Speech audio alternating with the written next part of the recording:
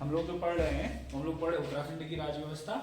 और उत्तराखंड की जो राज्य व्यवस्था है उसमें जो हम लोग अभी वर्तमान समय में पढ़ रहे हैं वो हम पढ़ रहे हैं हमारे यहाँ का प्रशासनिक और राजनीतिक ढांचा, कि हमारे यहाँ पर वो प्रशासन कैसे चलता है और राजनीति कैसे चलती है। ठीक हो गया ना। जैसे हम लोग बोलते हैं प्रशासनिक और राजनीतिक ढांचा, एडमिनिस्ट्रेटिव एंड पॉलिटिकल सिस्टम।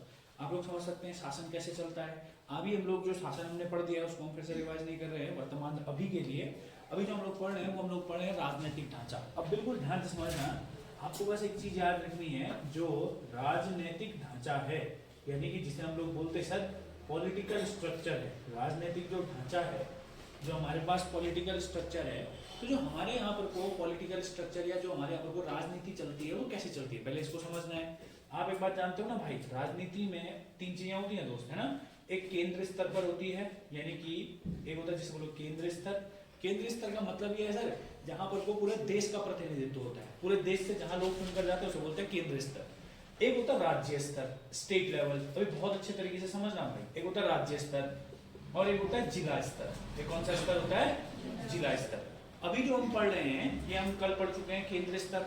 हमें बस इतना पढ़ना है कि जो केंद्र है, हम जानते हैं केंद्र में दो सदन है, लोकसभा और राज्यसभा, या आप बोल सकते हैं राज्यसभा और लोकसभा। एक राज्यसभा है और एक लोकसभा है। हमने लास्ट लेक्चर में पढ़ा था हमारे राज्य से यहाँ राज्यसभा में 3 लोग और हमारे यहाँ से लोकसभा में 5 लोग। ठीक है ना, ये पेपर में आता है। हमने ये पूरा डिस्कस किया था। ये 5 सीटें कौन कौन सी हैं, कि 5 लोग कौन कौन से हैं, ये 3 लोग कौन कौन से हैं, ये 3 लोग कब से यहाँ गए थे और कब तक इनका कार्यकाल है। ठीक है भाई। फिर आगे की ओर हम बढ़ते हैं राज्य स्तर। अब बहुत अच्छे तरीके से समझना है राज्य स्तर की अगर हम लोग बात करते हैं तो जो कल हम लोगों ने पढ़ा हुआ था, अब उसको यहाँ पर मैं स्टार्टिंग से बता देता हूँ एक बार मेन पॉइंट्स। ठीक है भाई, देखिएगा जिसे हम लोग बोलते हैं गवर्नमेंट एट स्टेट लेवल, है ना। स्टेट लेवल पर जो गवर्नमेंट होती है राज्य स्तर पर। अच्छा, जो राज्य स्तर पर जहां पर से सरकार चलती है उस जगह को क्या कहते हैं, तो आपको याद है उस जगह को कहते हैं विधानसभा। उस जगह को क्या कहते हैं? विधानसभा। इंग्लिश में इसी को कहा जाता है लेजिस्लेटिव असेंबली। इसको क्या कहा जाता है? Legislative assembly. फिर बोलिए इसको क्या कहा जाता है? लेजिस्लेटिव असेंबली, विधानसभा। तो हमने आपको क्या पढ़ाया था कल, ध्यान से समझिएगा। हम अगर बात करेंगे सन 2000 में हमारा राज्य बना और सन 2000 से लेकर के 2002 तक, सन 2000 से लेकर के सन 2002 तक हमारे यहाँ पर वो चलती है अंतरिम विधानसभा। कौन सी विधानसभा चलती है? अंतरिम विधानसभा। ध्यान से समझिएगा क्या चलती है हमारे यहाँ पर वो अंतरिम विधानसभा, जिसे हम लोग बोलते हैं interim legislative assembly. Interim legislative assembly कल हमने आपको कैसे बताया था, अगर आपको याद है कि जब सन 2000 में उत्तराखंड उत्तर प्रदेश से अलग हुआ था तो जो हमारा वाला क्षेत्र था, इस क्षेत्र से उत्तर प्रदेश की विधानसभा में 30 लोग जाते थे। समझ में आ रहा है ना। कल मैंने आपको पूरा बताया था 22 + 9 करके, समझ में आ रहा था। फिर हमने डिस्कस किया था 22 विधानसभा से थे और 9 विधान परिषद से थे। फिर जो 9 विधान परिषद से थे उनमें से एक व्यक्ति रिटायर, या मतलब बोल सकते हैं एक व्यक्ति का कार्यकाल पूरा हो गया था। तो जो हमारी विधानसभा बनी, अंतरिम जो विधानसभा बनी, इस विधानसभा में सदस्य कितने थे हमारे पास? 30 सदस्य थे। कितने सदस्य थे? 30 सदस्य। ठीक हो गया। अब जो लोग कल की क्लास में एब्सेंट थे दोस्त, आप लोगों को इसमें थोड़ा सा इस वाले को अगर आप ध्यान से अगर अभी सुन लेते हैं ठीक ही है, हल्का फुल्का घर जाके कल वाला लेक्चर देख लीजिएगा ऐप डाउनलोड करके, ठीक है ना। तो वहां पर को आपको ये समझ में आ जाएगा कि कल वाले लेक्चर में हमने क्या पढ़ा होगा। ठीक हो गया भाई। फिलहाल के लिए हम लोग आगे की ओर बात करते हैं, ध्यान से बस समझते रहिए। तो हमने कल अंतरिम विधानसभा के बारे में बस स्टार्ट किया हुआ, समझ में आ रहा है ना। फिर आज जो हम यहाँ पर बात करेंगे वह हम बात करेंगे 2002 में पहली विधानसभा का गठन हुआ। किसका गठन हुआ? पहली विधानसभा 2002 से लेकर के 2007 तक। ठीक हो गया भाई। तो अभी हम लोग अंतरिम विधानसभा पढ़ रहे हैं, फिर पहली विधानसभा, फिर दूसरी, तीसरी, चौथी और पांचवी। अभी 2022 से जो स्टार्ट हुआ है वो कौन सी विधानसभा है? 5वीं विधानसभा। ठीक है भाई। तो फिलहाल के लिए अभी हम लोग क्या बात कर रहे हैं? अंतरिम विधानसभा। अब 2-3 इंपॉर्टेंट क्वेश्चन आप लोगों को याद रखने हैं भाई यहाँ पर से रिलेटेड, है ना। देखो कल मैंने जो आप लोगों को बताया था, अगर आपसे पेपर में पूछेगा, ध्यान से सुनिएगा, अंतरिम विधानसभा में जो हमने पॉइंट लिखे थे, अब जैसे बहुत जीरो से हम इसको बता रहे हैं आप लोगों को, कल जो हमने पॉइंट पढ़े थे इन पॉइंट्स को एक बार समझ लीजिएगा। ठीक हो गया ना। इन पॉइंट्स को एक बार समझ लीजिएगा। अंतरिम विधानसभा के अंतर्गत जो कल हम लोगों ने सबसे पहला पॉइंट पढ़ा हुआ था, जो सबसे पहला पॉइंट पढ़ा था वो पॉइंट क्या था हमारे पास? हमने आपको बताया था 8 नवंबर की रात 12 बजे, या आप बोल सकते हैं ठीक 9 नवंबर सन 2000। ठीक 9 नवंबर सन 2000 को ध्यान से सुनिएगा, ठीक 9 नवंबर सन 2000 इसी दिन बना था राज्य, सभी लोग जानते हैं। हाँ, आपको याद रखना है इसी दिन हमारे यहाँ पर को केंद्र सरकार के द्वारा एक राज्यपाल की नियुक्ति करी गई थी। ठीक रात 12 बजे, 8 तारीख की रात 12 बजे यानी कि 9 बजे। राज्यपाल बनाया गया था किसको हमारे यहाँ पर को? सुरजीत सिंह बरनाला। पहला इंपॉर्टेंट क्वेश्चन सुरजीत सिंह बरनाला। अब ध्यान से समझिएगा। और आप जानते हैं कभी भी ये तो कौन हो गए हमारे राज्य के प्रथम राज्यपाल। अभी राज्यपाल का टॉपिक अलग से पढ़ेंगे हम लोग, ठीक है ना। ये कौन हो गए राज्य के प्रथम राज्यपाल। अब हम जानते हैं कि पहले राज्यपाल यही थे और राज्यपाल ही किसकी नियुक्ति करता है? मुख्यमंत्री की। किसकी नियुक्ति करता है? मुख्यमंत्री। अब जैसे कल हमने आपको बताया था ये जो अंतरिम विधानसभा थी, मैं बस लिख दे रहा हूँ यहाँ पर, सदस्य कितने थे सर? 30। सदस्य कितने थे? 30। आप जानते हैं इसके मेंबर कितने थे, तो आपका आंसर होगा 30। समझ में आ रहा है ना। और ये 30 सदस्य में से 23 थे बीजेपी के। 23 कहां के सदस्य थे? बीजेपी। आप जानते हैं सरकार बनाने के लिए आधी जरूरत पड़ती है ना। कुल विधायकों का आधे विधायक आपकी पार्टी के होने चाहिए। तो हम जानते हैं कि बीजेपी के पास पूरी क्षमता है। तो सुरजीत सिंह बरनाला ने उत्तराखंड के अंतर्गत पहले मुख्यमंत्री किसको नियुक्त किया? आपको याद रखना है ये पहले मुख्यमंत्री है अंतरिम विधानसभा के। किसके पहले मुख्यमंत्री हैं? अंतरिम विधानसभा के। समझ में आ रहा है ना। कल हमने बात करी थी किसको बनाया गया सर? नित्यानंद स्वामी को बनाया गया। किसको बनाया गया सर? नित्यानंद स्वामी को बनाया गया। ठीक हो गया ना। इतना हम लोगों ने कल डिस्कस किया हुआ था, याद है आप लोगों को। फिर हमने क्या बताया था, कभी भी जो भी मुख्यमंत्री होगा फिर मुख्यमंत्री क्या करता है भैया? सरकार बनाता है अपनी, यानी कि राज्य को चलाने के लिए क्या करता है मुख्यमंत्री? अपनी सरकार बनाता है। तो हमने आपको क्या बताया हुआ सर? इसी के बाद अगला पॉइंट 10 नवंबर सन 2000। 10 नवंबर सन 2000 को किसने? नित्यानंद स्वामी के द्वारा अपनी मंत्री परिषद का गठन किया गया। अरे किसका गठन किया गया? ध्यान से समझिएगा, मंत्री परिषद का गठन किया गया। इसमें जो मंत्री थे वो कितने थे सर? 12। क्लियर है ना। मंत्रियों की संख्या कितनी थी बोलिए? सेट अगेन, अंतरिम सरकार में मंत्रियों की संख्या 12। और आपको याद होना चाहिए इन 12 में से एकमात्र महिला थी जिनका नाम क्या था? निरुपमा गौर। ये इंपॉर्टेंट क्वेश्चन है, पेपर में आ सकता है। अगर आपसे पेपर में पूछेगा कि भाई बताइए अंतरिम सरकार में एकमात्र महिला मंत्री कौन थी, तो आपका आंसर होगा कौन थी? निरुपमा गौर। बताइए इतने में किसी को कोई डाउट्स है? याद है इतना भाई? ये तो पढ़ा हुआ था ना लास्ट लेक्चर के अंतर्गत। हाँ, हमने इससे पहले वाला समझा हुआ है। देखो वो वाला पूरा अभी नहीं बताएंगे आप लोगों को, बिकॉज उस पर टाइम टेकिंग होता है। वो हम लास्ट लेक्चर के अंतर्गत भी डिस्कस कर चुके थे कि क्या था उसके अंतर्गत, कैसा था। अभी फिलहाल हम लोग आगे की ओर बात करते हैं। ये 2 पॉइंट सभी लोगों को क्लियर है। फिर हमने आपको 1-2 पॉइंट और बताए थे। इस बात को समझना भाई, देखो जिसको ये थोड़ा सा हल्का सा कभी कभी दिक्कत भी करता है, बहुत इंपॉर्टेंट चीज है। जैसे अगर हम वर्तमान परिदृश्य की बात करेंगे ना, ध्यान से सुनिएगा भाई। अगर आप प्रेजेंट सिनेरियो की बात करेंगे तो वर्तमान समय में, प्रेजेंट में, अभी वर्तमान परिदृश्य में, प्रेजेंट में है क्या हमारे यहाँ पर को हम जानते हैं जो विधानसभा है हमारे यहाँ पर को विधानसभा में कितनी सीटें हैं? 70 सीटें। कितनी सीटें हैं? 70 सीटें। समझ में आ रहा है? How many seats are there? 70 seat. 70 सीटें हमारी विधानसभा के अंतर्गत। समझ में आ रहा है? पर पहले हम लोग ये डिस्कस कर रहे हैं, मगर इस अंतरिम विधानसभा में कितनी सीटें थी? 30, है ना। कितने सदस्य थे? 30। अब ये 30 क्यों है ये आप जानते हैं। समझ में आ रहा है? क्योंकि उस समय हम यूपी से अलग हुए थे और यूपी से अलग होने के बाद हमारे पास बस इतनी ही क्षमता थी, या आप लोग बोल सकते हैं कि जो हमारा राज्य का क्षेत्र था, हमारे राज्य के क्षेत्र में यूपी के अंतर्गत इतने ही लोग आते थे जो यूपी की विधानसभा में जाते थे। या आप लोग सिंपल बोल सकते हैं कि जो लोग यूपी की विधानसभा के सदस्य थे उनकी जो सदस्य संख्या थी वो कितनी थी? 22 + 9।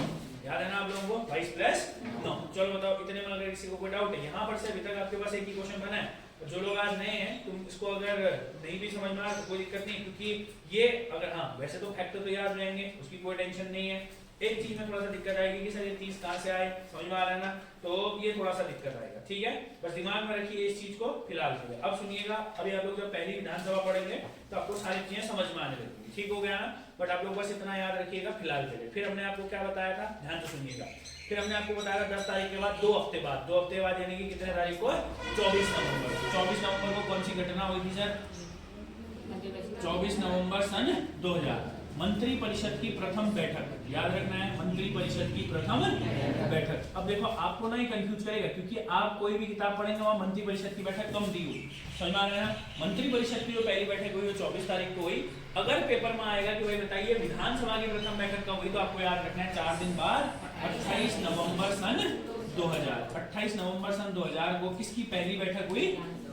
विधानसभा की प्रथम बैठक हुई। विधानसभा की क्या हुई? प्रथम बैठक। ये अंतरिम सरकार में ही इंपॉर्टेंट है, अंतरिम सरकार की ही बैठकें इंपॉर्टेंट है, बाकी की सरकार की बैठकें इंपॉर्टेंट नहीं। समझ आ रहा है मैंने क्या कहा?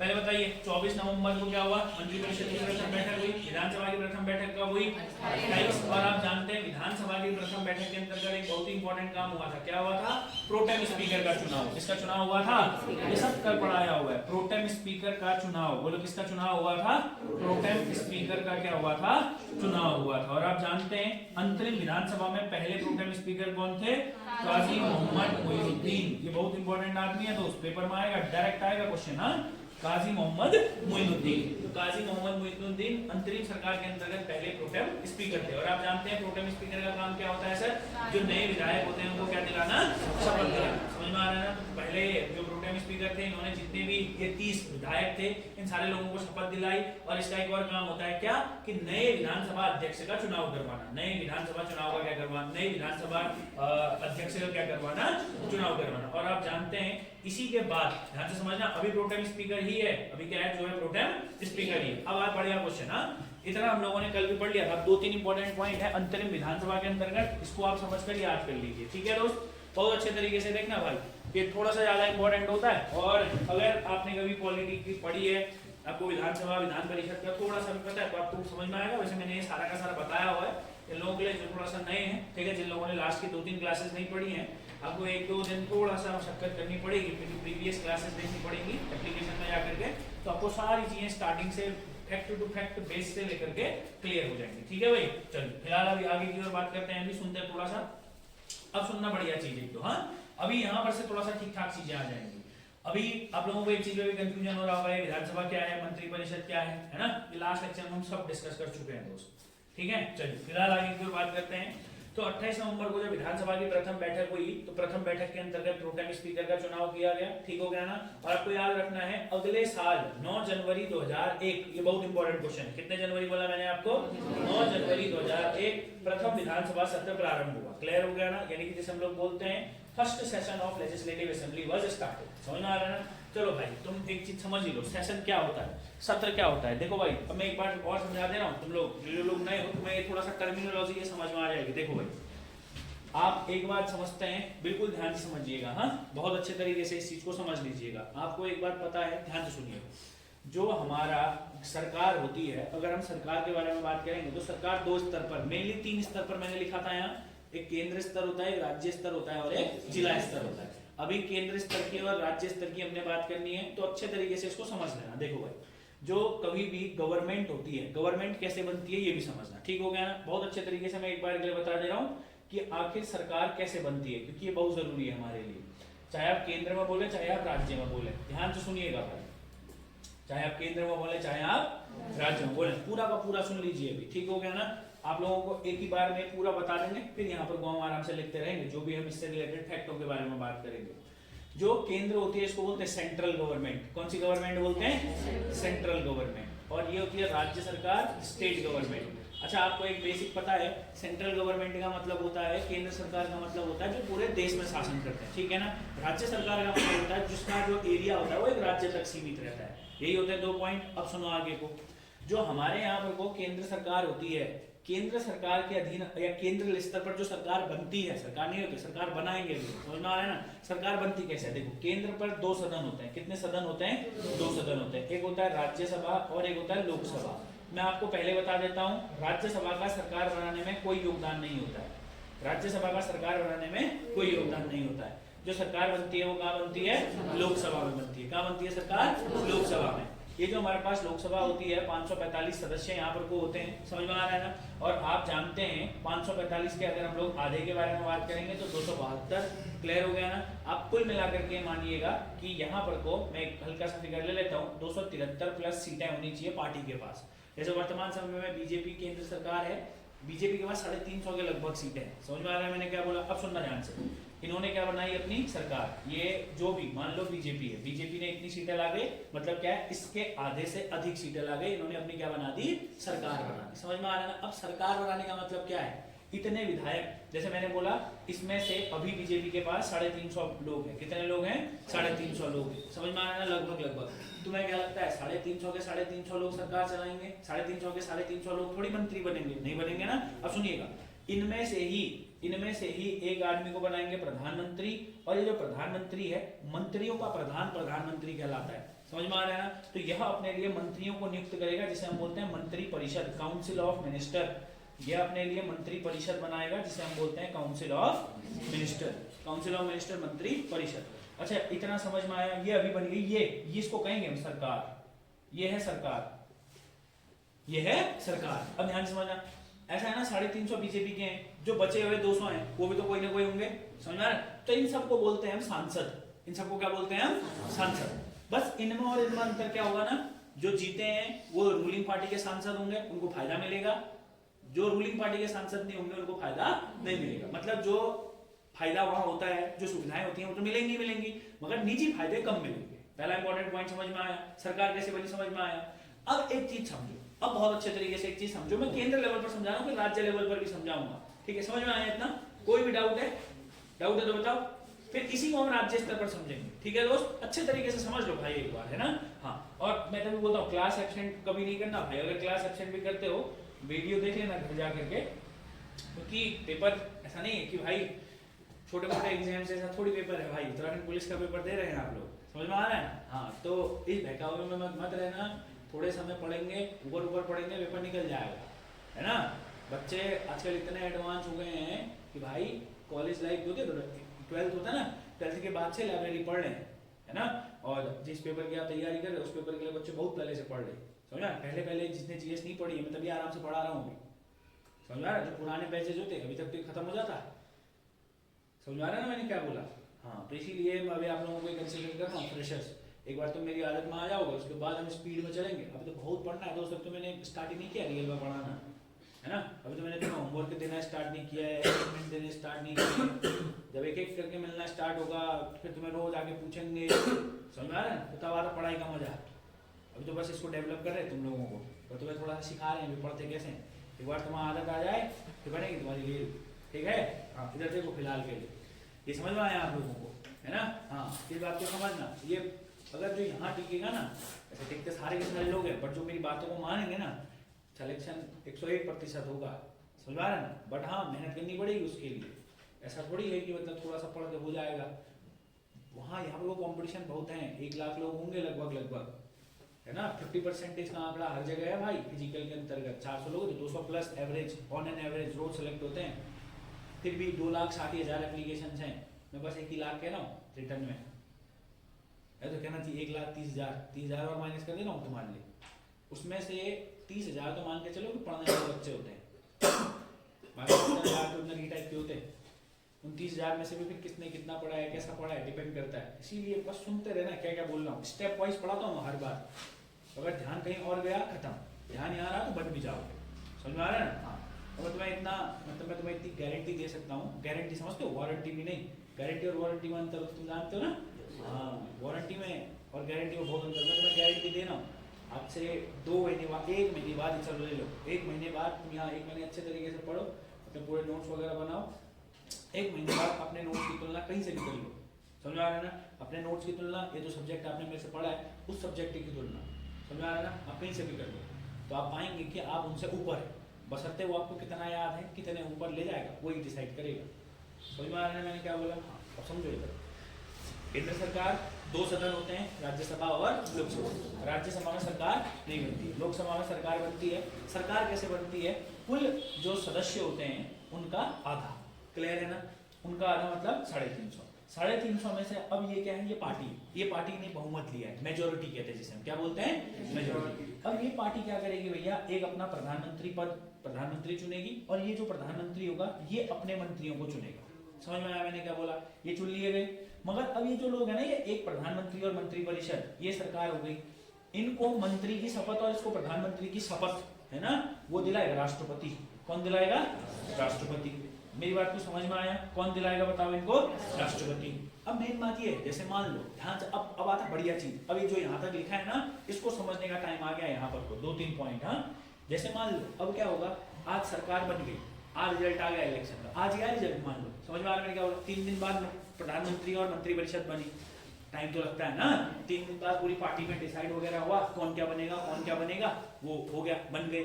अब क्या है भाई, अभी तक तो सब अपने घरों में, सारे ये लोग अपने घरों में, अरे सारे अपने घरों में है कि नहीं है। अब मान लो एक दिन आया एक दिन आया, प्रधानमंत्री ने कहा अपने मंत्रियों से, मंत्री बन गए, मंत्रियों की शपथ ले ली है, मगर अभी तक और कुछ नहीं हुआ है। इसने कहा आओ मीटिंग करते एक दिन, बताए डिसाइड तो करना सरकार कैसे चलानी है। समझ में आया मैंने क्या बोला? तो उसको मैं क्या बोलूंगा, ये किसकी बैठक हुई बोलूंगा मैं, मंत्रिपरिषद। समझ में आया पहला? अब मैं इसको वहां रिलेट करूंगा, अभी याद रखना, एक एक चीज समझा रहा हूँ। किसकी बैठक हुई बोलूंगा मैं, मंत्रिपरिषद। मंत्रिपरिषद की बैठक हो गई, ठीक है, इनने डिसाइड कर लिया कि क्या क्या है, कैसा कैसा है, बढ़िया हो गया, सारी चीजें क्लियर हो गई। थोड़े दिनों बाद अब बल जो सरकार है, जो पूरी की पूरी सरकार चलाएगी, भाई इन लोगों को भी तो बुलाना है, कामकाज भी तो करना है, ये तो इसी के अंदर आएंगे ना, 545 तो इसी के अंदर आएंगे, इन लोगों को भी तो बुलाना है कि नहीं बुलाना है। अब जिस दिन ये सभी लोग गएंगे, जिस दिन ये सभी लोग कहाँ जाएंगे, लोकसभा में जाएंगे। अरे जिस दिन ये सभी लोग कहाँ जाएंगे, लोकसभा, तो हम क्या बोलेंगे उस दिन, लोकसभा की प्रथम बैठक। क्या बोल दिया हमने उसको, लोकसभा की प्रथम बैठक। समझ में आया क्या बोला, लोकसभा की प्रथम बैठक और मंत्रिपरिषद की प्रथम बैठक में कोई डाउट तो नहीं है। समझ में आ गया कैसे होती है। अब सुनो आगे, अब एक चीज होती है बहुत बढ़िया।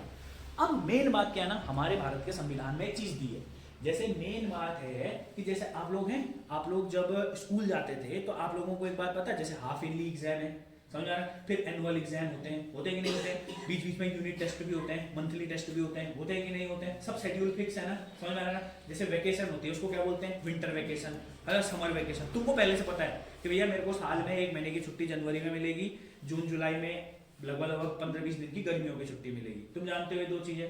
वैसे ही करके ध्यान से समझना, ये जो 545 लोग होते हैं, इनको रोज लोकसभा नहीं जाना पड़ता है, ये रोज लोकसभा नहीं जाते हैं। साल में, याद रखना, साल में लोकसभा के अंतर्गत 3 सत्र होते हैं। एक साल में लोकसभा के कितने सत्र होते हैं? फिर बोलो रे गधो, कितने सत्र होते हैं? फिर से बोलो, कितने सत्र होते हैं?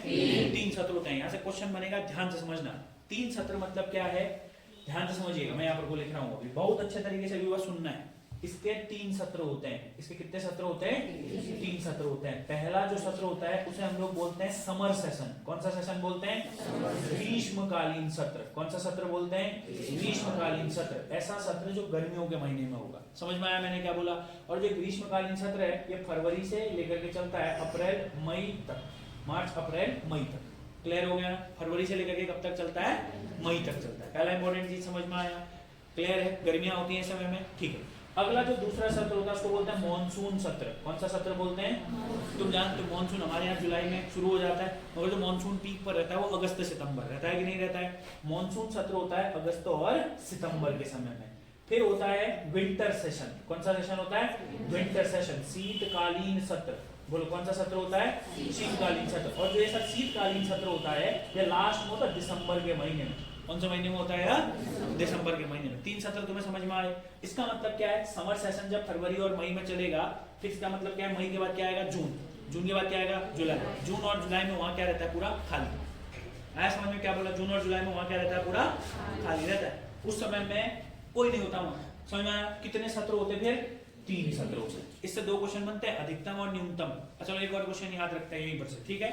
एक और थोड़ा पॉलिटी में पूछ रहा हूँ, 1 मिनट के लिए याद कराते हैं यहीं पर। अब संविधान में एक और चीज उल्लेखित है, तुम ना बस इस क्लास में जब आते हो ना एक चीज सुन लेना भाई, मैं तुम्हें एक चीज मतलब गारंटी के साथ बोल रहा हूँ। देखो जो मेरा पढ़ाने का तरीका है ना वो बहुत अलग है ना, मैं औरों के जैसे कभी नहीं पढ़ा। हाँ मैं ऐसा कह सकता हूँ, अगर आपने जीएस नहीं पढ़ी है तो आपको लगभग 3 से 5 दिन लग सकते हैं मेरी आदत में आने में। समझ में आ रहा है? बट एक बार जब तुम मेरी आदत में आ जाओगे तो तुम्हें खुद पता नहीं चलेगा तुम्हारी जीएस कितनी बड़ी है।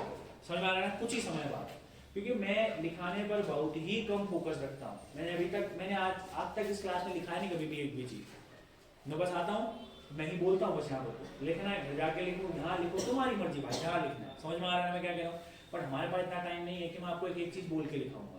और अगर आप चाहते हैं कि आपका सिलेक्शन हो तो बोल के लिखने वाले पर थोड़ा सा विश्वास कम करो भाई। अरे तुम खुद सोचो दोस्त, 4 महीने में तुम कितनी किताबें छाप दोगे अपनी कॉपियों में? भाई हिंदी है, जीएस है, मैं तो भी आराम से इसलिए पढ़ा रहा हूँ, तुम्हारा बेस बना रहा हूँ। बहुत बड़ा सिलेबस है भाई, लिखकर कभी कंप्लीट नहीं होगा, समझकर ही होगा। और ऐसा नहीं है एक बार में एक ही चीज समझो। अभी मैं सत्र समझा रहा हूँ तो तुम्हें सत्र भी आ जाएंगे, जब मैं पॉलिटी पढ़ाऊंगा तो तुम्हें सत्र पहले से बताऊंगे कि नहीं बताऊंगे। तो इस तरीके से पढ़ना है भाई, है ना? बस थोड़ा टाइम मेरे को दो, ठीक है? जिस तरीके से मैं आपको बोल रहा हूँ कि आप पढ़ते रहो, बस ऐसे ही पढ़ना है, ठीक है? बाकी मेरी रिस्पॉन्सिबिलिटी है, ठीक है? मैं फिर बोलता हूँ भाई जो तुम्हारे पेपर में आएगा ना वो यही से आएगा, इस तरह मैं पढ़ाऊंगा। समझ में आ रहा है? अब तो मैं आपके बेसिक क्लियर करा रहा हूँ, अभी थोड़े दिनों बाद जब असाइनमेंट मिलना स्टार्ट होंगे ना, वो असाइनमेंट्स होते हैं बहुत इंपॉर्टेंट। समझ में आ रहा है ना? वो आप लोग याद करते रहेंगे, वो मैं याद कराऊंगा आपको, ठीक है।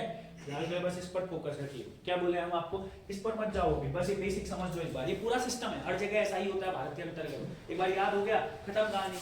ये हर जगह काम आएगा, यहाँ भी काम आएगा, इंडियन पॉलिटी में भी काम आएगा। बेसिक है, बेसिक, समझते हो। देखो तो हमने क्या बोला आपको, एक ग्रीष्मकालीन, एक मानसून और एक शीतकालीन, 3 सत्र हो गए। आपको ये पता चला कि लोकसभा की बैठक होगी तो क्या, अच्छा तुम्हें ये पता चला मंत्रिपरिषद की बैठक होगी तो क्या होगा, तुम्हें पता चला लोकसभा की बैठक अलग होती है, मंत्रिपरिषद की बैठक अलग होती है, और तीसरा सत्र अलग होता है। सत्र क्या होता है, अलग होता है। समझ में आया इतना। अब एक पॉइंट समझो, मान लो जब, ध्यान से समझना, बहुत अच्छा क्वेश्चन बता रहे हैं हम आपको। ये जब पहली मीटिंग हुई होगी ना, ये 545 लोग जब जाएंगे तो क्या बोलेंगे हम, पहली मीटिंग किसकी है, लोकसभा, लोकसभा की प्रथम बैठक। जब ये लोग जाएंगे तो क्या बोलेंगे हम, मंत्रिपरिषद की प्रथम बैठक। और जब ये सत्र होगा तो हम इसको क्या बोलेंगे, पूरा का पूरा सत्र चल रहा है। क्या चल रहा है, पूरा का पूरा सत्र। बैठक 1 दिन की होगी, सत्र 1 दिन का होगा नहीं, सत्र तो लिखा है ना कितना दिन का होगा। अब मान लो, ध्यान समझना, अब मान लो जो नवनिर्वाचित सरकार होगी, जैसे मान लो आज सरकार बनी, समझ में आ रहा है मैंने क्या बोला, आज मुख्यमंत्री, आज प्रधानमंत्री और मंत्रिपरिषद बन गया कि नहीं बन गया। अब मेन बात है कि चुनाव कब हुए।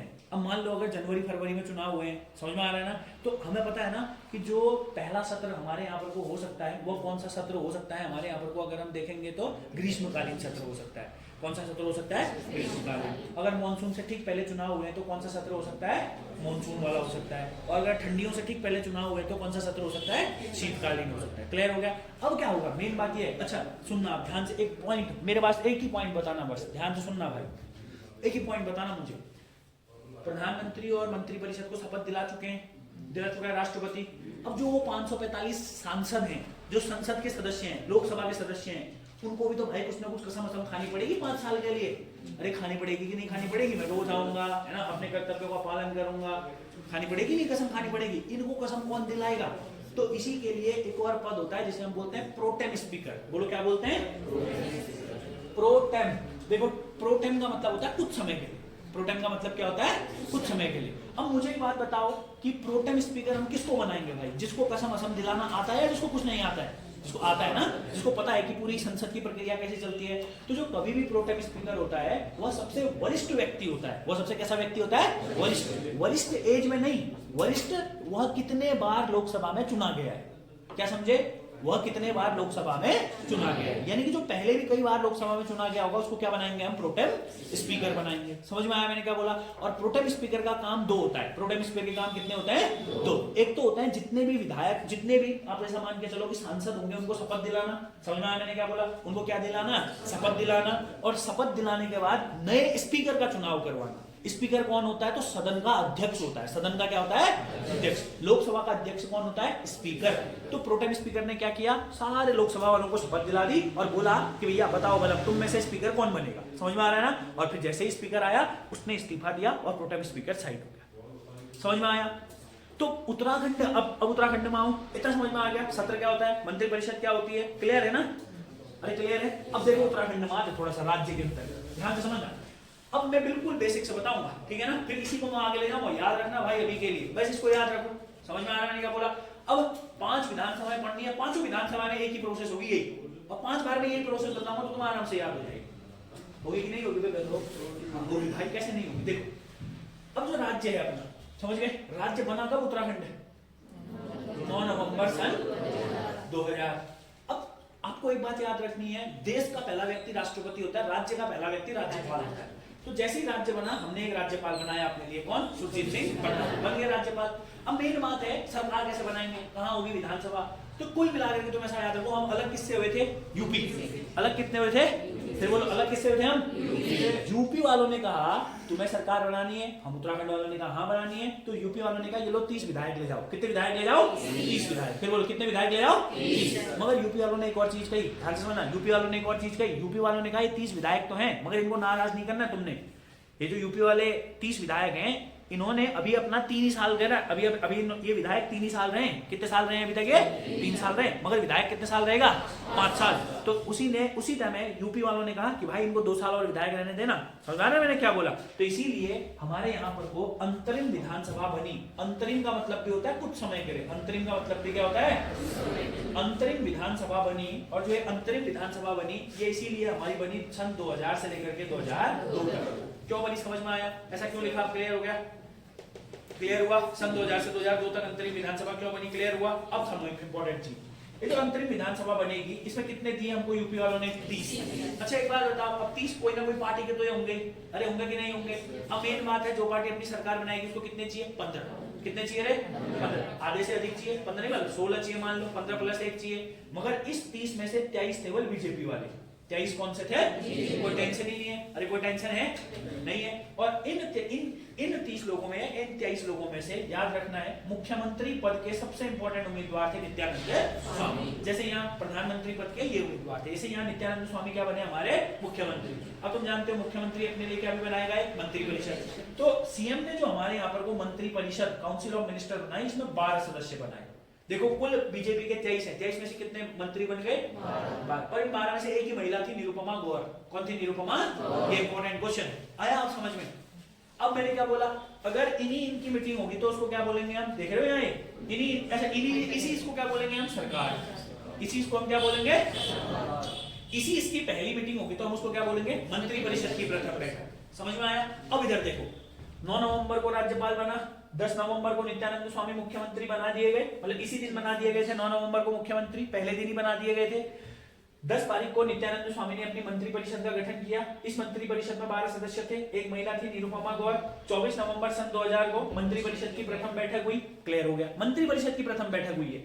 फिर देखो 28 नवंबर को विधानसभा की प्रथम बैठक, सत्र भी नहीं हुआ है, ये विधानसभा ये जो 30 लोग थे ये सब एक साथ कब मिले? 28 तारीख को। और 28 तारीख को इन्होंने कह दिया कि भाई शपथ का भी तो कार्यक्रम करना है, बनाओ फिर एक प्रोटेम स्पीकर बनाओ। और पहली बार में ही हरिद्वार के अंतर्गत लक्सर सीट से एक आदमी थे, कौन? काजी मोहम्मद मोइनुद्दीन। बोलो मेरे साथ, कौन थे? काजी मोहम्मद मोइनुद्दीन। तो काजी मोहम्मद मोइनुद्दीन को पहला प्रोटेम स्पीकर नियुक्त किया। पहला प्रोटेम स्पीकर किसको नियुक्त किया था? काजी मोहम्मद। फिर बोलो पहला प्रोटेम स्पीकर किसको नियुक्त किया था?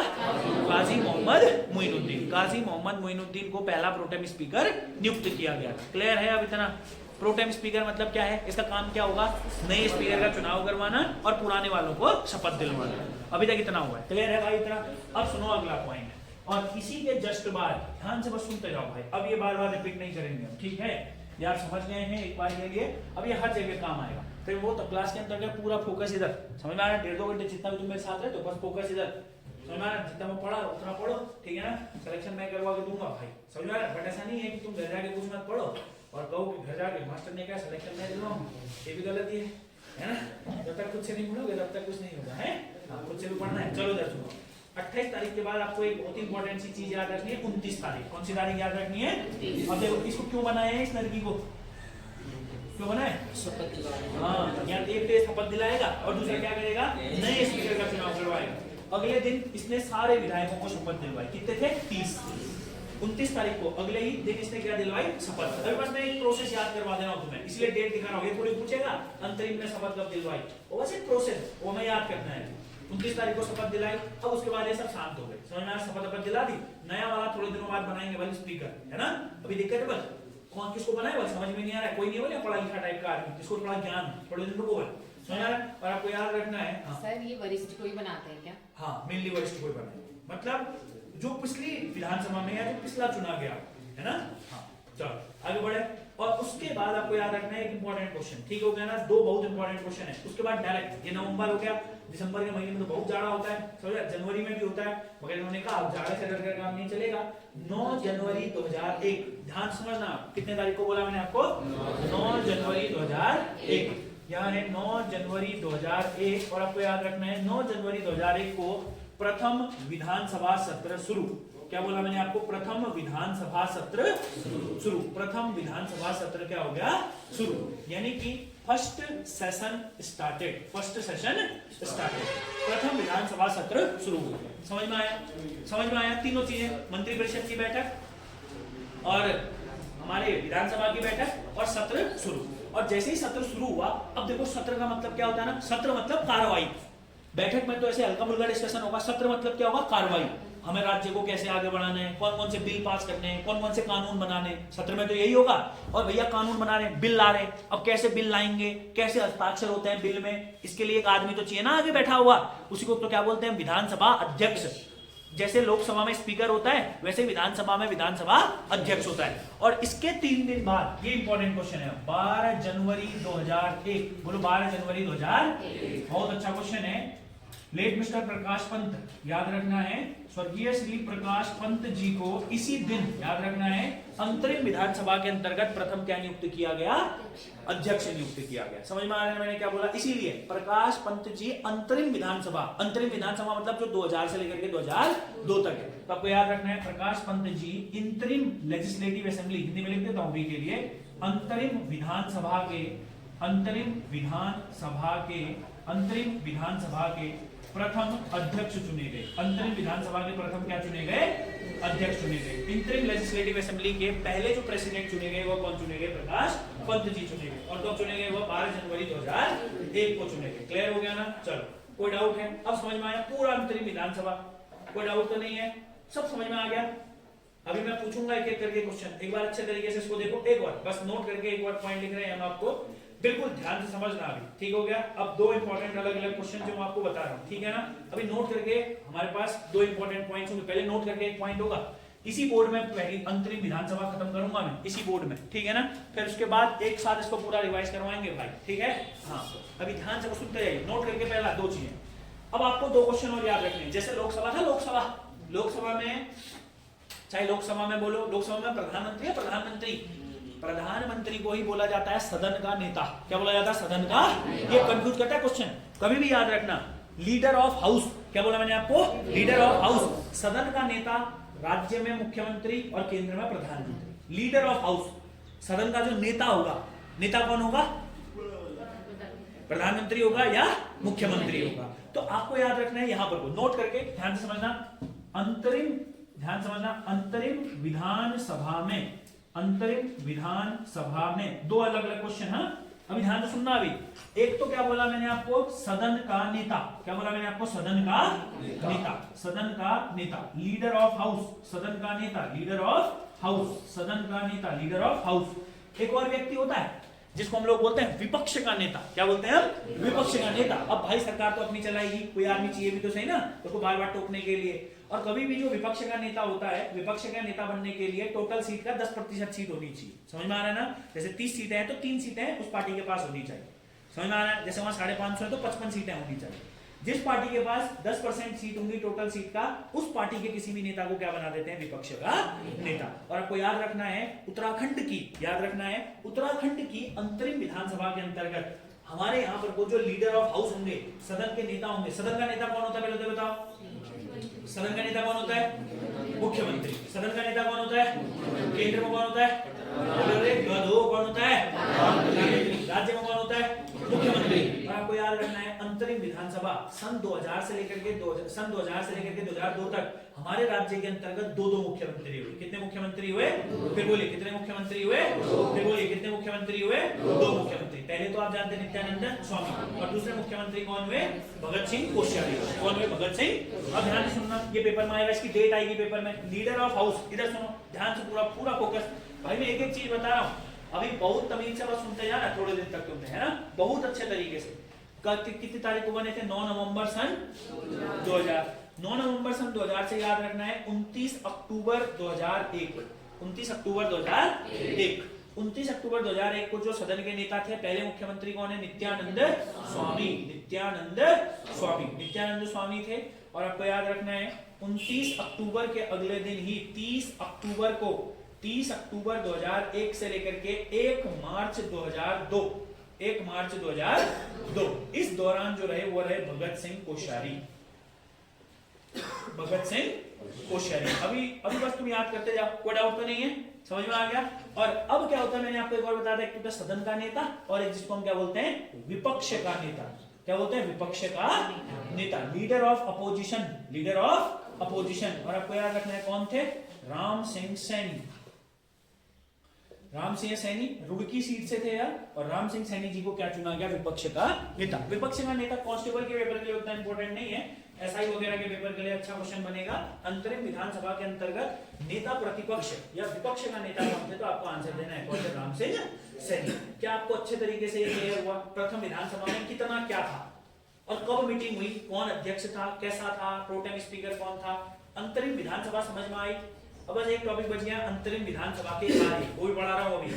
अंतरिम विधानसभा के कार्य क्या क्या थे, अंतरिम विधानसभा को कौन कौन सी जिम्मेदारियां दी गई थी, बस सुनो और याद करो दोस्तों। कोई भी डाउट होता है ना डायरेक्ट पूछो, समझ में आ रहा है ना, शर्माना तो कदापि नहीं है। क्लास में पूरा फोकस और नोट्स कंप्लीट, मेरे को बस दो ही चीजें चाहिए होती हैं हर बार आपसे, समझ में आ रहा है, और जितना मैं याद करने के लिए दूं वो याद,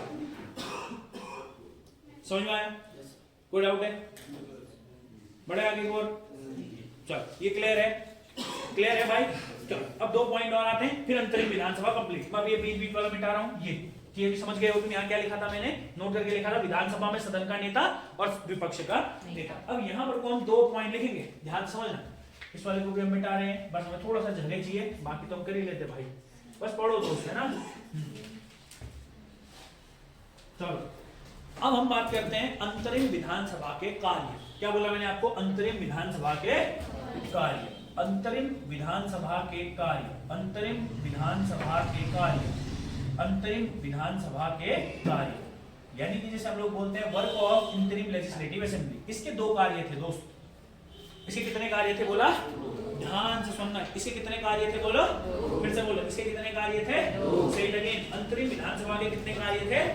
अच्छा, जब मैंने आपको एक चीज बोली थी, ध्यान से समझना, पहला मैंने आपको क्या बोला था कि 9 नवंबर को जिस दिन हमारा राज्य बना था ना बच्चों, उस दिन केंद्र सरकार ने यूपी को बोला, मैंने क्या बोला, केंद्र सरकार ने किसको बोला, यूपी को बोला कि आपसे जो राज्य अलग हो रहा है उत्तराखंड, उसकी राजधानी खुद ही चुन लीजिए।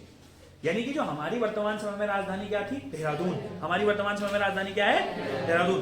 देहरादून को राजधानी बनाने का जो डिसाइड किया था वो यूपी ने किया था, किसने किया था, यूपी ने। और यूपी ने क्यों किया देहरादून को राजधानी बनाने का डिसाइड, क्योंकि सेंट्रल गवर्नमेंट ने यह जिम्मेदारी किसको दे दी थी, यूपी को दे दी थी। केंद्र सरकार ने किसको बोल दिया था राजधानी बनाने को, यूपी को बोल दिया। केंद्र सरकार ने किसको बोला राजधानी बनाने को, यूपी को बोला। समझ में आ रहा है, पॉइंट समझ में आया क्या बोला मैंने आप लोगों को, केंद्र सरकार ने किसको बोला राजधानी बनाने को, यूपी को बोला। और याद रखना है, इसका पहला काम तो क्या था, हमारे राज्य के लिए राजधानी बनाना। ध्यान से समझना मैंने क्या बोला, इनके ऊपर जिम्मेदारी सरकार तो यही है पूरी, है कि नहीं है। पहला इंपॉर्टेंट चीज है, इसका कार्य था राजधानी निर्धारण।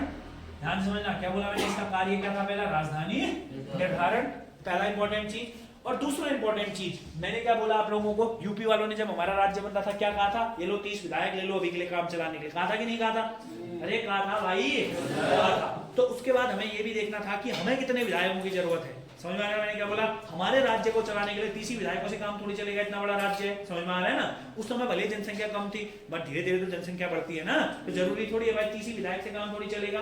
तो आपको याद रखना है, जब भी, ध्यान से समझना एक इंपॉर्टेंट चीज, जब भी हम चाहे लोकसभा, चाहे राज्यसभा, चाहे विधानसभा, जब भी हम ऐसी सभाओं में कभी भी सीटों को बढ़ाते या घटाते हैं, क्या बोला मैंने आपको, जब भी हम सीटों को बढ़ाते या घटाते हैं तो उस प्रक्रिया को कहते हैं परिसीमन। क्या कहते हैं, परिसीमन। फिर बोलिए क्या कहते हैं सर, परिसीमन। सही लगे, क्या कहते हैं उसको, परिसीमन। फिर बोलो क्या कहते हैं उसको, सही लगे, क्या बोलते हैं, परिसीमन। फिर से बोलिए सर, क्या बोलते हैं, परिसीमन। और आपको याद रखना है, उत्तराखंड के अंतर्गत पहला परिसीमन, ध्यान से समझना मैंने क्या बोला, अब हमारे आपको 2 परिसीमन हो चुके हैं। कितने परिसीमन हो चुके हैं, 2। मगर आपको याद रखना है, प्रथम परिसीमन जो करवाया था वह किसने करवाया था, अंतरिम सरकार। क्लियर हो गया ना। तो आपको दूसरा काम याद रखना है, पहला इसका काम क्या था, राजधानी निर्धारण। दूसरा काम क्या था इसका, प्रथम परिसीमन। इसका दूसरा काम क्या था, प्रथम परिसीमन। परिसीमन इंग्लिश में बोलते हैं डेलिमिटेशन, उसको क्या बोलते हैं इंग्लिश में, डेलिमिटेशन। इसको बोला जाता है डेलिमिटेशन। समझ में आ रहा है ना। जैसे आज तक भारत में 4 बार परिसीमन हो चुका है। जैसे जो लोकसभा और राज्यसभा की सीटें हैं ना, भारत में लोकसभा और राज्यसभा की सीटों के लिए 4 बार परिसीमन आयोग का गठन कर चुके हैं। कितने बार परिसीमन आयोग का गठन कर चुके हैं, 4 बार। वैसे ही उत्तराखंड में परिसीमन कितने बार हुआ है, 2 बार। समझ में आ रहा है। चलो अब इन दोनों पॉइंट को थोड़ा समझते हैं। पहला मैंने क्या लिखा हुआ है वहां पर को पहला क्या लिखा हुआ है हमारे पास, पहला जो इनका काम था, मैं फिर बोलता हूं आप लोगों को, पहला क्या काम था इनका, राजधानी निर्धारण। तो आपको याद रखना है, पहला इंपॉर्टेंट क्वेश्चन, इन्होंने इस, अब ऐसा तो नहीं है सरकार डायरेक्ट बोल देगी ये राजधानी होगा, पहले उस जगह के बारे में छानबीन होगी, सारी की सारी चीजें देखी जाएंगी। अरे देखी जाएंगी कि नहीं देखी जाएंगी सर, बिल्कुल देखी जाएंगी सर। तो आपको 1-2 इंपॉर्टेंट चीजें बहुत अच्छे तरीके से याद रखनी है कि इसी अंतरिम सरकार के द्वारा उत्तराखंड राज्य स्थायी राजधानी स्थान निर्धारण समिति का गठन किया। आपस इतना याद रखो कि एक परमानेंट राजधानी बनाने के लिए इसने एक समिति का गठन किया। एक किसका गठन किया? समिति का गठन किया। और आपको एक बहुत अच्छा क्वेश्चन याद रखना है, उस समिति का नाम था दीक्षित आयोग, या उस समिति का नाम था दीक्षित समिति। कौन सी समिति थी? ध्यान से समझना, पहला इंपॉर्टेंट है। आप ये पहला लिखा है ना, पहला आप ऐसे लिखना, ऐसे मत लिखना, पहला और उसके अंदर ये पॉइंट लिख लेना, ठीक हो गया ना? ध्यान तो सुनना मैं क्या बोलता हूँ आपको। ये जो राजधानी निर्धारण के लिए पहला पॉइंट, इसी के अंतर्गत पॉइंट लिखेंगे, पहले के अंतर्गत इन्होंने एक समिति का गठन किया। आप पूरा लिखना, अंतरिम सरकार ने राजधानी निर्धारण के लिए एक समिति का गठन किया। क्या लिखोगे आप? अंतरिम सरकार ने राजधानी निर्धारण के लिए किसका गठन किया? समिति का गठन किया। और ये जो समिति थी इसमें एक ही सदस्य था। कितने सदस्य थे? एक ही सदस्य था जिसका नाम था वीरेंद्र दीक्षित। जिसका नाम क्या था? वीरेंद्र दीक्षित। और इसीलिए हम इस समिति को दीक्षित आयोग भी बोलते हैं। कौन सा आयोग भी बोलते हैं? दीक्षित आयोग। तो क्या आप मुझे बताएंगे दीक्षित आयोग का गठन कब हुआ? 2001। कब हुआ? 2001। और याद रखना है, ऐसे याद रखो, 1 1 1 1। क्या बोला मैंने आपको? कितने चार, कितने एक बोले? 4 1 बोले लड़की, 3 ही बोले। हाँ, मगर हाँ 4 1 याद रखने हमने। 11 जनवरी 2001। तो क्या हुआ? 11 1 1 याद हो जाएगा, कोई दिक्कत तो नहीं है। क्या बोला मैंने आप लोगों को? एक समिति, हने लो इधर देखो, बग बग नहीं करो, समिति का गठन किया। इस समिति में कितने सदस्य थे? एक सदस्य। क्या नाम था भाई साहब का? इसीलिए इस आयोग को क्या भी बोलते हैं? दीक्षित आयोग। तो दीक्षित आयोग में कितने सदस्य थे बोले बताओ? एक था, लड़की खुद ही था, वो बेचारा है, उसने कहा मैं अकेले जेल लूंगा, बोल तुम टेंशन मत लो, मैं ढूंढूंगा बोल राजधानी कहाँ बनानी है। मगर ये वहां का नरकी आदमी था। 2008 में इसने अपनी रिपोर्ट, चलो एक बार ना, इस आयोग को क्या भी बोलते हैं, मैं लिख देता हूँ यहाँ, दीक्षित आयोग। रे नरगियों, कौन सा आयोग रे? दीक्षित आयोग। अब दीक्षित आयोग का गठन कब हुआ? 11 1 1। क्लियर है भाई? 11 जनवरी 2001। 11 1 2001 लिखते थे, कोई दिक्कत नहीं है। अब भाई ये क्या करता है, तो पता दीक्षित आयोग में भारत उत्तराखंड ने इतना पैसा खर्च किया ना, ये पैसा दो वाला क्या करना है। खतरनाक आदमी था भाई अपना, समझ में क्या कह रहा हूँ। इसने अपनी रिपोर्ट सौंपी 2008 में। इसने अपनी रिपोर्ट कब सौंपी? 2000। और उसके बाद क्या कहा पता है? मेरे को नहीं पता, बल्कि बनाने का तुम देख लो बोल अपने हिसाब से। समझा ने क्या कहा? यानी कि जो दीक्षित आयोग था, इसकी रिपोर्ट में कोई भी खास बात नहीं थी। इसने खुद ही नहीं बताया कि राजधानी कहाँ बननी चाहिए। समझ में आ रहा है? तो दीक्षित आयोग थोड़ा सा वेस्टेज। पेपर में आता है दीक्षित आयोग का गठन कब हुआ। ये दीक्षित आयोग का संबंध किससे था? किससे था? राजधानी निर्धारण से था। किसने कहा दीक्षित आयोग का गठन? मैंने किया ना। ए नरगियो, अंतरिम सरकार ने किया था। गधेड़ो, किसने किया था? अंतरिम सरकार ने किया था भाई, कोई डाउट है? अब दूसरा काम क्या है रे? ये परिसीमन है। क्या है? परिसीमन। चलो दूसरा काम यही, मैं बोला एक ही बोर्ड में लिखेंगे भाई, चाहे कुछ भी हो जाए, ठीक है ना, ताकि एक साथ चीजें याद हो। याद हो रहा है? थोड़ा थोड़ा करके भाई, थोड़ा थोड़ा करके होगा, अभी धीरे धीरे ज्यादा ज्यादा करके भी होगा, उसकी टेंशन नहीं लेनी है। धीरे धीरे लेवल भी बढ़ेगा। समझ में आ रहा है ना? बहुत मजा आएगा पढ़ने में। बस मेन बात यह है कि तुम थोड़ा सा सीरियस रहो पढ़ाई के मामले में, ठीक है ना? क्लास पे पूरा फोकस करो और एब्सेंट मत हो। ये दो तीन चीजें चाहिए मेरे को, ठीक है?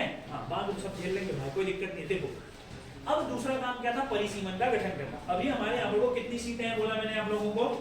अरे कितनी सीटें हैं बोलो? कितनी सीटें हैं? अभी कितनी सीटें हैं? यहाँ अभी तो 70 है। प्रथम वाली में कितनी थी बताओ? 30 सीटें थी।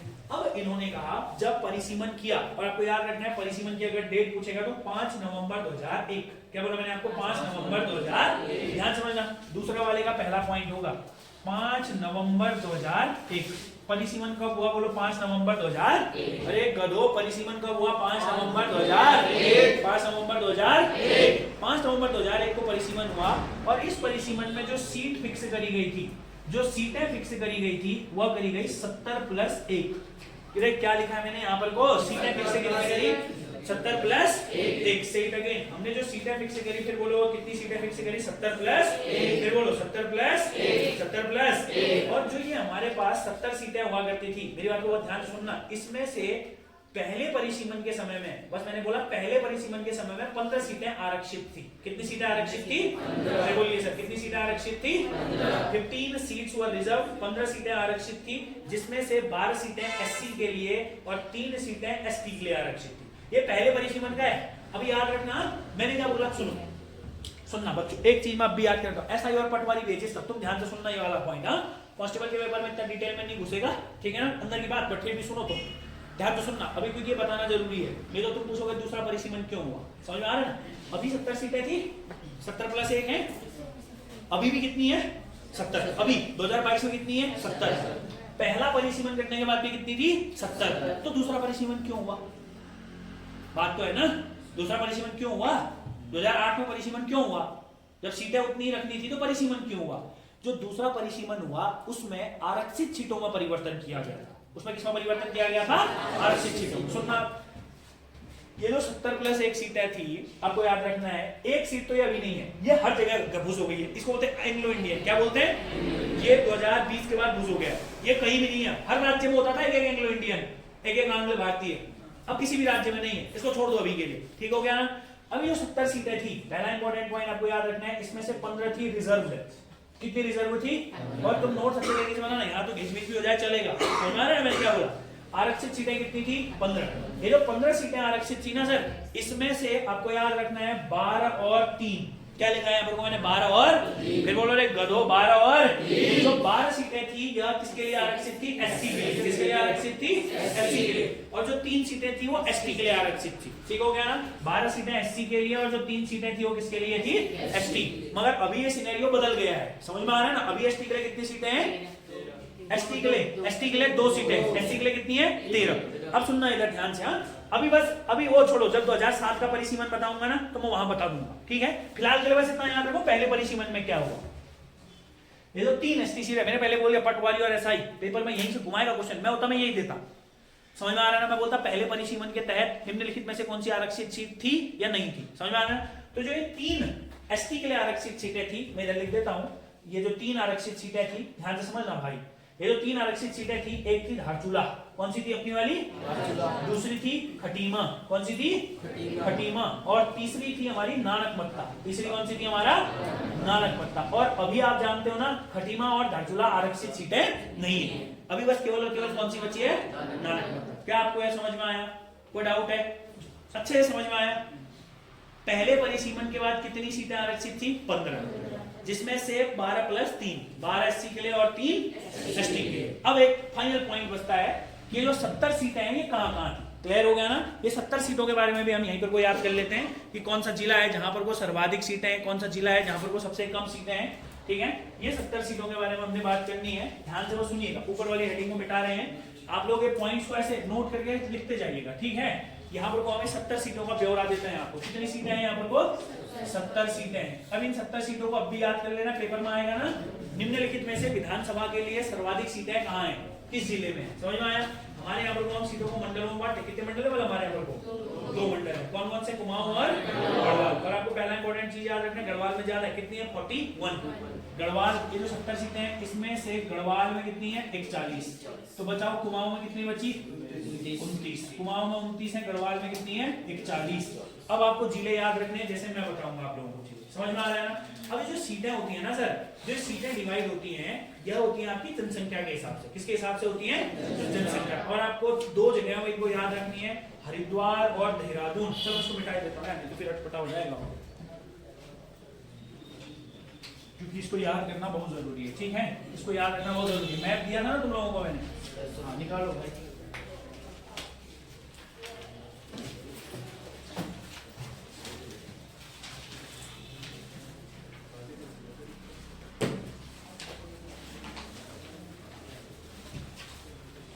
अब इधर देखो, 70 सीटों में से गढ़वाल में कितनी है बोला? कुमाऊं में कितनी है? 29। टोटल हो गए 70।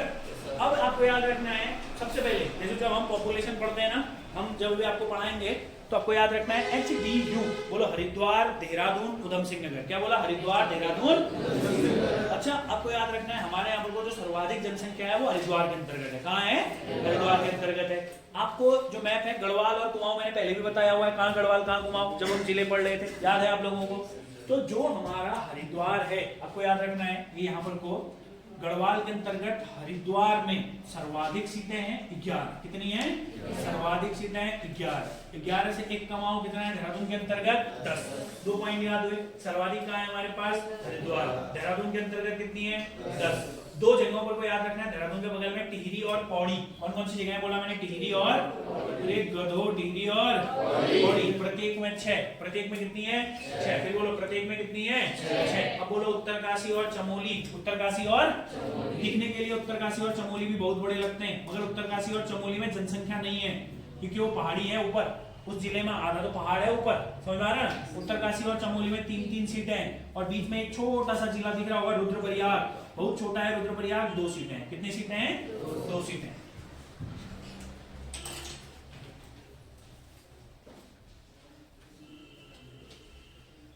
चलो भाई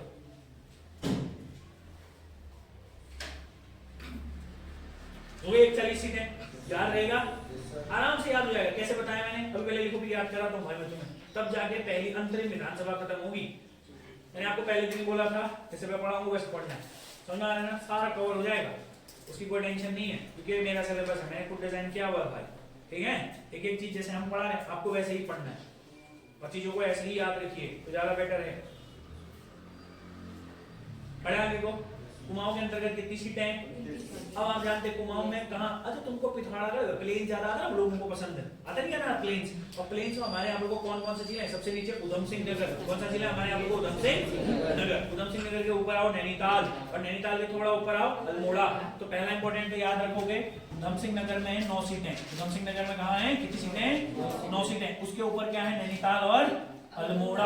देखो मैप पे देखो गधेड़ो, नैनीताल और कौन कौन सा है? अल्मोड़ा है। और यहाँ पर वो दोनों जगहों में 6-6 सीटें हैं। दोनों जगहों में कितनी सीटें हैं? 6-6 सीटें। क्लियर हो गया? उसके ऊपर आओ थोड़ा पिथौरागढ़, ठीक ठाक है। कितनी सीटें हमारे पिथौरागढ़ में? 4 सीटें। पिथौरागढ़ में कितनी सीटें हैं? 4 सीटें हैं। पिथौरागढ़ के अंतर्गत कितनी सीटें हैं? 4। अब तुम जानते हो हमारे यहाँ पर को 4, हमारे यहाँ 2 जिले बचे। कौन कौन से 2 जिले बचे हैं हमारे यहाँ पर को? बागेश्वर और चंपावत। और तुम जानते हो छोटे छोटे से बागेश्वर और चंपावत 2-2 सीटें हैं यहाँ। बागेश्वर और चंपावत में कितनी कितनी सीटें हैं? 2-2 सीटें। समझ में आया अच्छे से? हो गई 70। क्लियर है भाई? हो गई 70 सीटें, याद हो गया? समझ में आया? 30 से पहले 30 कहां से आए, फिर 30 से 70 कैसे हुए? अरे क्लियर है भाई? इतना अच्छे तरीके से क्लियर हुआ? कोई डाउट तो नहीं है? याद हो थोड़ा बहुत? भाई याद तो करना ही पड़ेगा, हाँ? बिना याद करे तो काम करा भी नहीं चलेगा, आपको ये याद करना जरूरी है भाई। कैसा रहेगा? मेरे ख्याल से तो बढ़िया रहेगा, है ना? कुछ पूछना चाहते हो तो पूछ लो। अंतरिम विधानसभा ये याद होना चाहिए। ये अब एक परीक्षा में लाए हो, तुमको रोज बोलता हूँ परीक्षा में लेकर आना। लग परीक्षा में तो एक गधो रोज लेके आना परीक्षा में। नई वाली ले लिया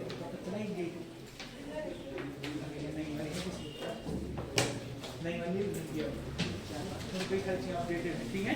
अच्छा सुनिएगा, हाँ पुरानी वाली में, हाँ चलो सुनो अभी इधर। अब आपको क्या करना है, जो इसमें चैप्टर 1 है ना, चैप्टर 1 अभी ध्यान तो सुनना। चैप्टर 1 के अंतर्गत राज्य के जिले में तुम्हें याद करा दिए हैं पहले दिन ही, है ना? राज्य के जिले को एक बार रिवाइज करोगे। उसके बाद जो डब्बा बना हुआ इधर देखो, ये वाले डब्बे, ये वाला डब्बा आपको पहले से याद है। और जो मैंने लिखा है अगर इसमें कुछ गलत है तो इसको सही कर लेना, ठीक हो गया ना? जो वहां कॉपी में होगा वो ज्यादा ऑथेंटिक है। ये देखो अभी तक क्या पढ़ रहे थे हम? सीटें पढ़े थे ना, सीटें। अरे क्या पढ़ रहे थे? अब देखो ये इधर ये लिखा है, ये जिला, और ये यहाँ तक सीटें लिखी हुई है, मगर यहाँ ऐसे लिखी है ना सब लाइन वाइज, ऐसे समझ में नहीं आता है। आज पता चल गया ये सीटें हैं, पता चला? अब तुम्हें क्या करना है ना, बस कहाँ कहाँ कौन कौन सी सीटें हैं ये याद रखना है। जैसे यहाँ देहरादून में देखो, यहाँ भी लिखा है ना क्षेत्रों की संख्या 10, मगर ये 10 सीटें भी लिखी हुई है यहाँ पर को। अरे 10 क्या भी लिखी हुई है? सीटें भी लिखी हुई है। तो आपको बस एक बार ये ऊपर ऊपर क्या कर लेना है, 10 सीटों को देख लेना है। अभी कुछ बहुत सीटें तो बदल भी गई हैं, थोड़े दिनों बाद अभी दूसरे परिसीमन में बताएंगे आपको। एक बार ये देख लेना आप लोग, ठीक हो गया ना? जो ये सीटें हैं, उसके बाद ये दूसरा है जो ये तहसीलें भी बता दी है, 110 तहसीलें। मैंने आपको ये भी पढ़ने को बोला है। ये ब्लॉक अभी पंचायती राज में पढ़ोगे। कहाँ पढ़ोगे? ब्लॉक पंचायती राज, ठीक है भाई? पहला वाला पढ़ने को घर पे आराम से पढ़ो, तब हमारे पास इतना टाइम नहीं है ना 10 सीटें एक करके नाम लिखना है। जब किताब में दिया है तो क्यों करना है खाली? वो आपका काम है पढ़ना। चलो भाई, अंतरिम विधानसभा समझ में आ गई सभी लोगों के? अब अंतरिम विधानसभा से बनने वाले क्वेश्चन फटाफट आंसर देना, ठीक हो गया? बताइए अंतरिम विधानसभा के अध्यक्ष कौन थे? प्रकाश पंत जी थे, देख लिए थे। अंतरिम विधानसभा के अध्यक्ष कौन थे? प्रकाश पंत। अच्छा अध्यक्ष तो तब आया होगा जब पहले कोई प्रोटेम स्पीकर रहा होगा कि नहीं रहा होगा? बताइए अंतरिम विधानसभा में पहले प्रोटेम स्पीकर कौन थे? मोइनुद्दीन। कौन थे? मोइनुद्दीन। अंतरिम विधानसभा में सदस्यों की संख्या कितनी थी? अंतरिम विधानसभा में सदस्यों की संख्या 30, मंत्रियों की संख्या 12, सदन के नेता कितने बने? 2। या आप ऐसा बोल सकते हो अंतरिम विधानसभा में कितने मुख्यमंत्री बने? 2। पहले स्वामी जी, दूसरे कोश्यारी जी। क्लियर हो गया ना? लीडर ऑफ अपोजिशन कौन थे? सैनी जी। कौन थे? सैनी जी। कितना तो याद करना था। इसके कितने काम थे? 2। अंतरिम विधानसभा ने कितने काम किए? पहला नाम क्या था? राजधानी, दूसरा था परिसीमन।